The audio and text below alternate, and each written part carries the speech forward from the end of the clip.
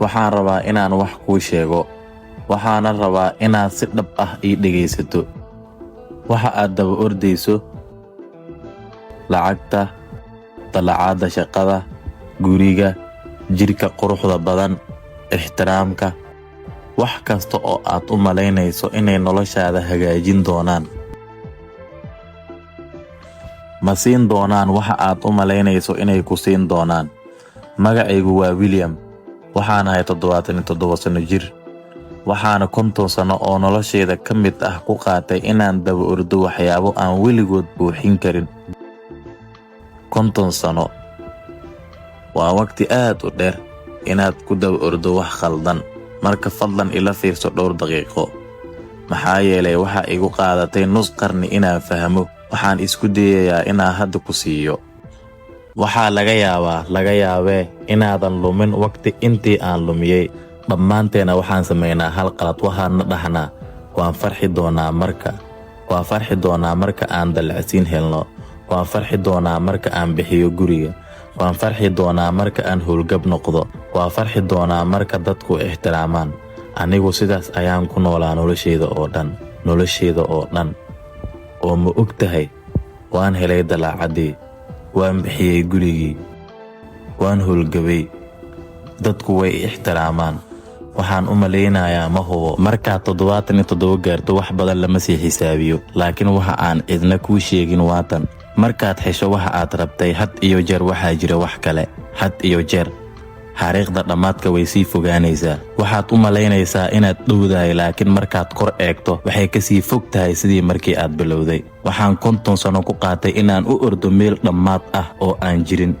Waxaan rabaa inaan wax kuu sheego oo ku saabsan naftayda. Waxaan ku soo barbaaray saboolnimo. Ma ahayn saboolnimo gaajo ah, laakiin waxay ahayd mid igu filan inaan dareemo. Aabbahay wuxuu ka shaqayn jiray warshad noloshiisa oo dhan. Wuxuu habeen walba guriga imaan jiray asoo daalan, gacmihiisana dhaawac ay ka muuqdaan. Dadkuna waxay ula dhaqmi jireen sidii inuusan waxba ahayn, sida inuusan qiimo lahayn. Anigu waan arkay taas. Waxaan jiray qiyaastii 10 ama 11 sano. Waxaan arkay sida dadka ay ula dhaqmaan aabbahay. Waxaan yidhi, taasi aniga iguma dhici doonto. Waxaan noqon doonaa qof muhiim ah. Waxaan ka dhigi doonaa dadku inay i ixtiraamaan. Markaa waa shaqeeyey. Ilaahayow, waan shaqeeyey. Mararka qaar 60 ilaa 70 saacadood isbuuxii. Waxaan seegay koritaanka carruurtayda, waxaan seegay cashooyin, waxaan seegay ciyaaraha baseballka, waxaan seegay wax walbo. Laakiin waxaan dhisay waxaan noqonayay qof. Markii aan 52 jir ahaa, waxaan noqday vice president, xafiis weyn oo gees ah. Dadku waxay iigu yeeri jireen saa. Magacaygu wuxuu ku qornaa albaabka. Oo ma og tahay, waxaan dareemay waxba hagaag ma ahayn waxba gebi ahaan, laakiin ma aqaan sida aan u sharxo. Waxaan dareemay madnaan, sida qof buur dhan fuulay, markuu gaarayna dusha waxba uusan helin, keliya buur kale. Waxaan xasuustaa anigoo fadhiya xafiiskaas geeska ah, albaabku xiran yahay, daaqadda ka eegaya. Waxaan naftayda ku yidhi, tan ayaa wax walba u huray. Waxay igu qaadatay 20 sano kale inaan fahmo waxa dhacay. 20 sano. Waxaan u malaynayaa inaan waxbarasho gaabis ahay, laakiin ugu dambeyn waa fahmay tan. Ma aanan daba ordayn lacag, ma aanan daba ordayn xilal, xitaa ma aanan daba ordayn ixtiraam.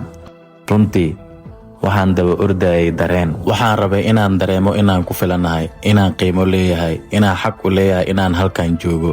Taasi waa waxa aan dhab ahaantii raadinayay. Waxaan u malaynayay haddii aan wax badan gaaro, haddii aan sare u kaco, ugu dambeyn waan dareemi doonaa. Laakiin dareenkaas kama heli kartid xil shaqo, kama heli kartid mushaar, kama heli kartid dadka kule mudane. Dareenka ah inaad ku filan tahay. Anigu waan siin kari lahaa naftayda waqtigaas oo dhan. Uma baahnayn ogolaansho qof kale, uma baahnayn inaan kasbado. Waxaan keliya u baahnaa inaan go'aansado inaan qiimo leeyahay, inaan muhiim ahay, inaan ku filanahay sida aan ahay. Waxaan samayn kari lahaa taas anigoo 25 jir ah. Waxaan sameeyey anigoo 73 jir ah.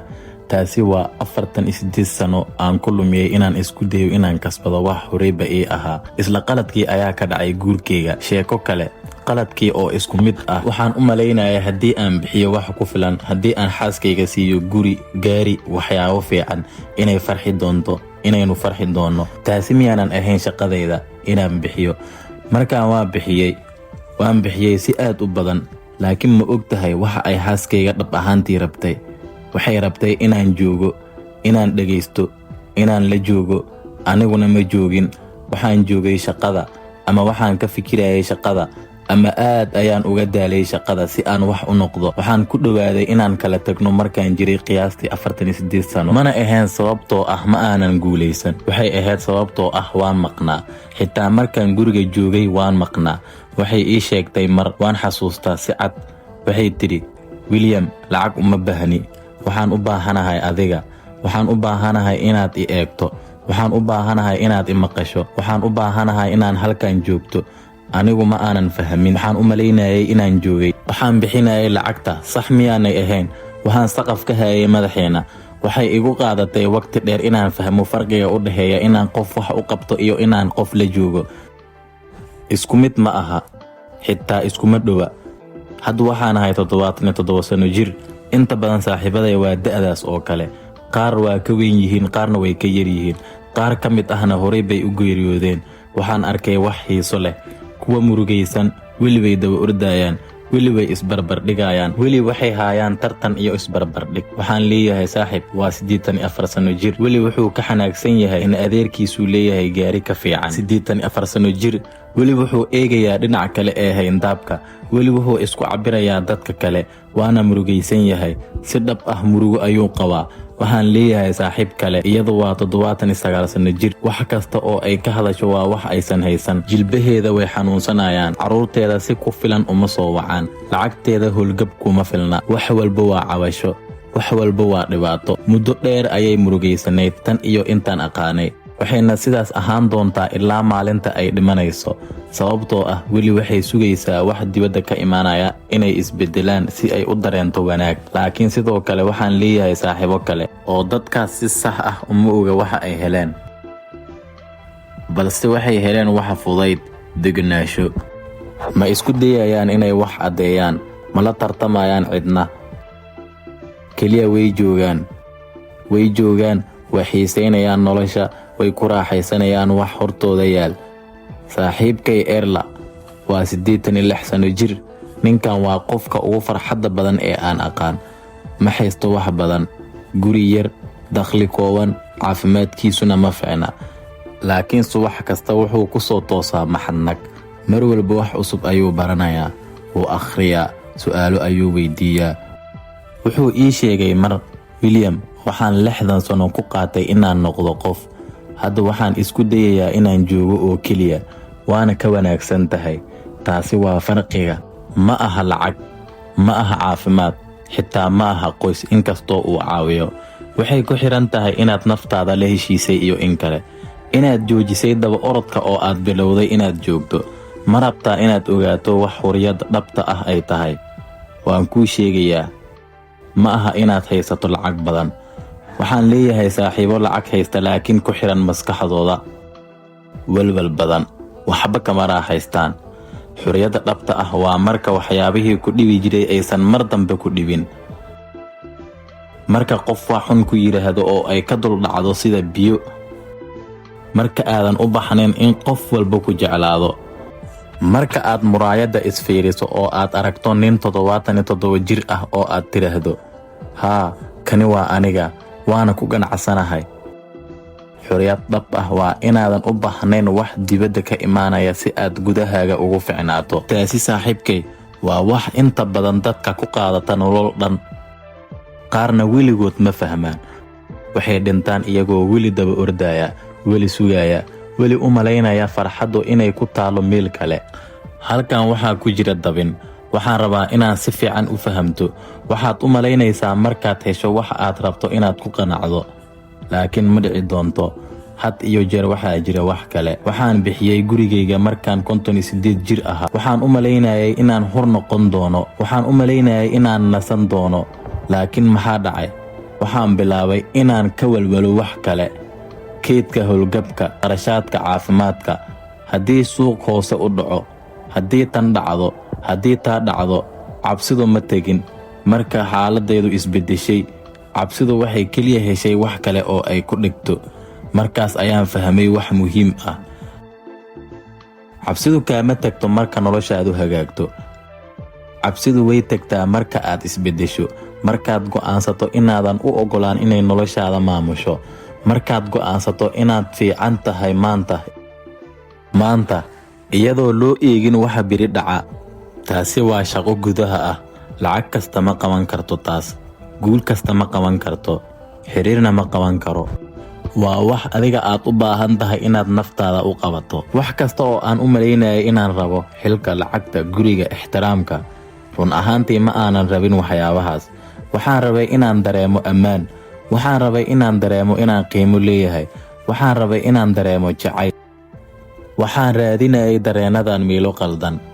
Waxaan isku dayayay inaan ka helo shaqadayda, akoonkayga bangiga, ra'yiga dadka kale.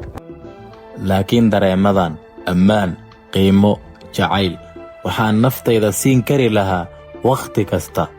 Uma baahnayn inaan kasbado, keliya waxaan u baxnaa inaan aqbalo.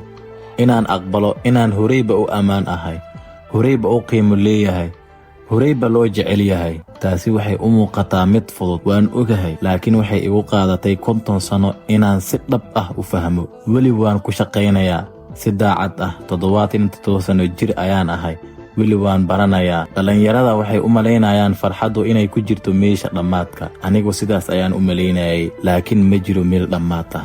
Waxaad heshaa hal wax kale ayaa imanaya. Waxaad hallisaa hal dhibaato, mid kale ayaa soo baxaysa. Taasi waa nolosha, sidaas ayay u shaqaysaa. Haddii aad sugayso ilaa wax walba noqdaan quman si aad u faraxdo, waxaad sugaysaa weliga, sababtoo ah weligeed ma noqonayso mid quman. Had iyo jeer wax baa qaldan, had iyo jeer wax baa maqan. Socdaalku waa meesha aad u socoto. Mar baan maqlay taas, mana fahmin.